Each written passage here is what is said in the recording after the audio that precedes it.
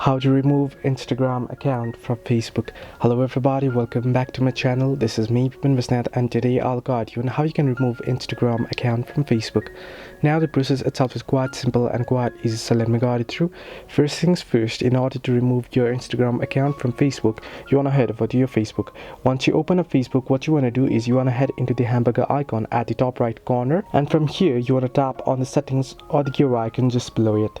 Now here under settings and privacy, you should be able to see the option that says account center. Now what you want to do is you want to tap on that particular account center option, and here you'll be headed into account center.